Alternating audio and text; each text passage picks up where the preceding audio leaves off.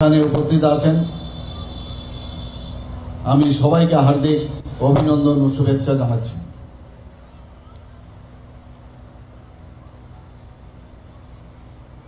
আপনারা সবাই জানেন যে হর ঘর তিরঙ্গা প্রোগ্রাম আমরা কেন করছি এবং কবে থেকে তার সূচনা হয়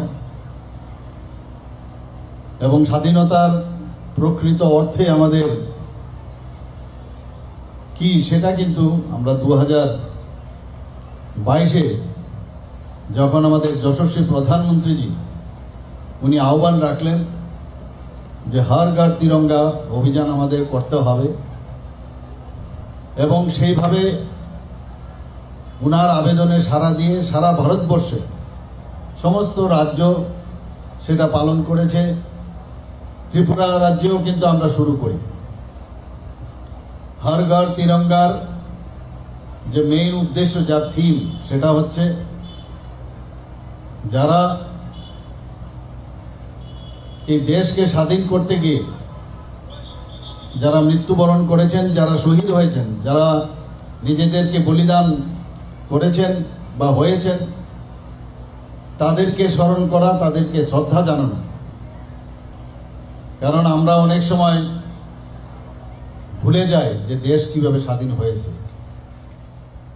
তো 15ই আগস্ট আমরা জানি 78তম স্বাধীনতা দিবস, কিন্তু আমরা 13, 14, 15 এই 3 দিন এই কর্মসূচি রয়েছে, বিভিন্ন কর্মসূচি রয়েছে। আজকেও আমি সকালে এখানে এসেছিলাম, বিভিন্ন স্কুলের বিভিন্ন সামাজিক সংগঠন এবং বিভিন্ন বিশিষ্ট ব্যক্তিরাও এখানে এসেছিলেন। একটা ম্যারাথন র্যালিও এখানে হয়েছে। পুরো আগরতলা শহরে আমরা এই জাতীয় পতাকা নিয়ে আমরা সেই পদযাত্রা আমরা করেছি, ম্যারাথন যাত্রা আমরা করেছি। বিভিন্ন ডিস্ট্রিক্টে,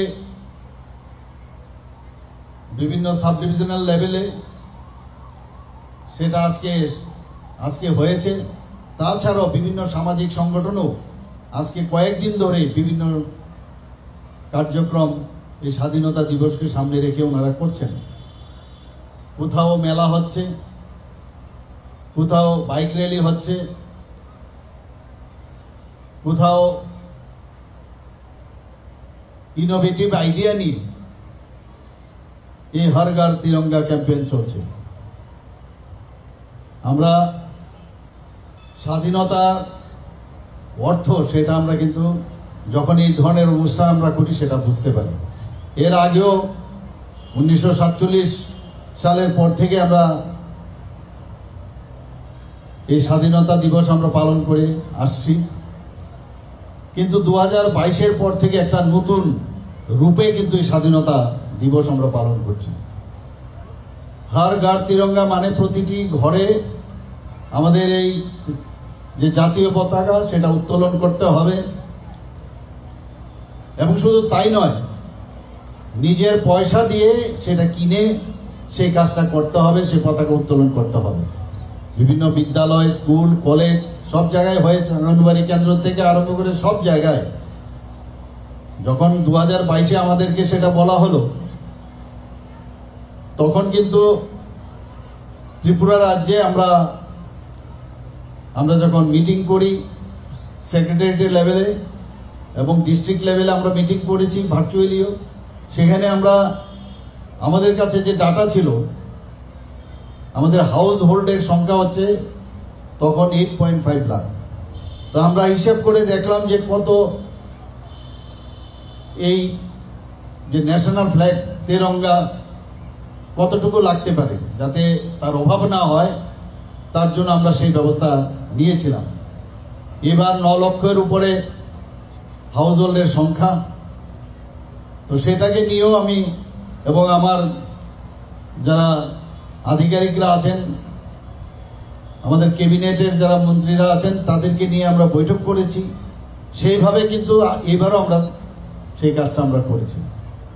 আজকে এখানে এত ভালো লাগলো, বিশেষ করে এই যে ব্যান্ড, এত সুন্দর একটা বিশ্রামগঞ্জের স্কুলের একটা ব্যান্ড, এত অল্প ছোট ছোট ছেলে, ছোট ছোট মেয়েরা কি সুন্দর এখানে ওদের পারফরমেন্স দিল, আমরা অবাক হয়ে আমরা দেখছিলাম। ত্রিপুরা রাজ্যে আমাদের ট্যালেন্টের অভাব নেই। এখানেও আমরা দেখলাম ভারত মাতার সাজে আমাদের একটা ছোট্ট মেয়ে কি সুন্দরভাবে নিজেকে সেইভাবে এখানে পারফরমেন্স দিচ্ছে, এবং মাঝখানে দাঁড়িয়ে আছে আমাদের যে ভারতবর্ষের যে মানচিত্র, সেটাকে ওনারা সবাই দাঁড়িয়ে মানিয়ে সেটা তৈরি করেছে। বিভিন্ন প্রদেশের সাজগুজ করে তারও একটা প্রদর্শন এখানে করেছে। আর ডান দিক বা দিকে মিলে একদিকে 7 আরেকদিকে 8 এই সংখ্যা ওরা বানিয়েছেন, সত্যি অপূর্ব। আমি সবাইকে এর জন্য আমি ধন্যবাদ দেব, যারা এই আইডিয়া স্কুল কর্তৃপক্ষের বা এডুকেশন ডিপার্টমেন্টের যারা এই আইডিয়া নিয়ে এই পারফরমেন্সটা এখানে দিয়েছেন, সত্যি অভাবনীয়, এবং ওনাদেরকে আমি ধন্যবাদ দেব। আমি আশা করি আমাদের ত্রিপুরা সরকার যেভাবে এই রাজ্যকে সামনের দিকে এগিয়ে নিয়ে যাচ্ছে, এই স্বাধীনতা দিবস উদযাপনের মাধ্যমে আরো বেশি আমরা যে রসদ পাবো, সেটাকে আরো বেশি করে আমরা আরো ভালো কিছু করার চেষ্টা আমরা ত্রিপুরার জন্য আমরা করব। এবং এখানে জাতি জনজাতি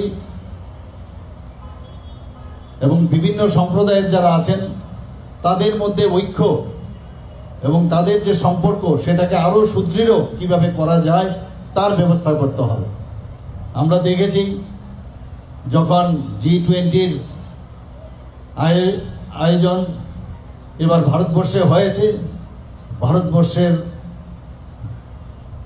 তার যে অবস্থান অনেক অনেক উপরে এখন পৌঁছে গেছে। আমাদের রাজ্য সেই দিশায় G20-র এখানেও আমাদের একটা পার্ট এখানে ব্যবস্থা হয়েছিল, সেখানেও বিদেশ থেকে বহু লোক এসছে। এখন ত্রিপুরাতে এসে অনেকে বলছেন যে ত্রিপুরা এত সুন্দর একটা জায়গা ওরা ভাবতেও পারেনি। আমরা যখন এবার আমি নীতি আয়োগের মিটিংয়ে আমি যাই, এবং পরদিন যখন মুখ্যমন্ত্রী কনক্লেভে আমি অংশগ্রহণ করি, সেখানেও ত্রিপুরার প্রশংসা কিন্তু আমরা পেয়েছি। ওখানে যেখানে এডুকেশন ডিপার্টমেন্টেই হোক, হেলথ ডিপার্টমেন্টেই হোক, আমাদের আরডি ডিপার্টমেন্টেই হোক, স্পোর্টস ইউথ অ্যান্ড স্পোর্টস ডিপার্টমেন্টেই হোক, সব ডিপার্টমেন্টের পারফরমেন্স, যে স্কিমগুলো, এত স্কিম আমাদের সরকার, কেন্দ্রীয় সরকার থেকে আমাদের দিয়েছে, ত্রিপুরা সরকারের যে স্কিম আমরা সাধারণ মানুষের জন্য আমরা করেছি, সেইগুলো নিয়ে প্রচণ্ড আমরা প্রশংসা আমরা কুড়িয়েছি, এবং সেইভাবেই আমাদের চলা উচিত, সবাইকে নিয়ে একসাথে। যেটা বারবার বলা হয় সবকা সাথ সবকা বিকাশ, বিশ্বাস আর তার প্রয়াস, সেই মন্ত্রকে সামনে নিয়ে কিন্তু আমরাও চলার চেষ্টা করছি। শান্তি সম্প্রীতি যদি না থাকে তাহলে কোনোদিন ডেভেলপমেন্ট হবে না। আজকে এখানে ন্যাশনাল হাইওয়ে হয়েছে, আমাদেরকে হীরা মডেল, হীরা প্লাস মডেল আমাদের মাননীয় প্রধানমন্ত্রীজি আমাদেরকে দিয়েছেন। একটা ন্যাশনাল হাইওয়ে ছিল, সেই জায়গায় এখন ন্যাশনাল হাইওয়ে 6টা হয়েছে, আরো 4টা ন্যাশনাল হাইওয়ে তারও অন প্রিন্সিপাল সেটাকে গ্রহণ করা হয়েছে। এখানে বিভিন্ন ট্যুরিজমকে কিভাবে ডেভেলপ করা যায় তারও আমরা ব্যবস্থা করেছি। তাতে করে বাইরের থেকে বহু লোক, এখন ট্যুরিস্টদের সংখ্যাও এখানে বেড়ে গেছে, এবং ত্রিপুরাকে এখন নতুন রূপে একটা আইডিয়াল স্টেট হিসাবে আমরা চেষ্টা করছি, বর্তমান সরকার আমরা চেষ্টা করছি সেটাকে প্রেজেন্ট করার জন্য।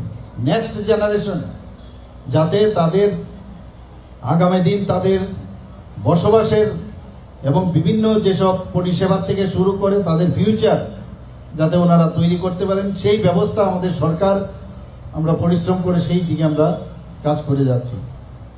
তো আজকের এই 78তম যে হর ঘর তিরঙ্গা ক্যাম্পেইন 2024-এর যে আয়োজন, সেই আয়োজনে যারা এখানে উপস্থিত আছেন আমি ওনাদেরকে, বিশেষ করে যারা স্কুলের ছাত্রছাত্রীরা আছেন তাদেরকে আমি অসংখ্য ধন্যবাদ জানাচ্ছি। এবং আরেকটা বিষয় আমি সবাইকে এখানে, যেহেতু স্কুলের ছাত্রছাত্রীরা এখানে আছেন, তাদেরকে আমি বলবো, আমাদের ত্রিপুরাতে কিন্তু ড্রাগ এডিকশন নিয়ে আমরা বারবার বলছি যে ত্রিপুরাকে, যে ড্রাগ মুক্ত ত্রিপুরা আমরা তৈরি করব। সবাই সচেতন থাকবেন। আমাদের যারা এই কাজে নিযুক্ত, আমাদের সরকারের তরফ থেকে ওনারা তো করছেনই, কিন্তু স্কুলের ছাত্রছাত্রীদের আমি বলবো যে সরকারের সাথে হাতে হাত মিলিয়ে এই যেটা আমরা জিরো টলারেন্স নীতি আমরা গ্রহণ করেছি, সেটাকে সাকসেস করতে হলে সবার প্রয়োজন। সে আশা রেখে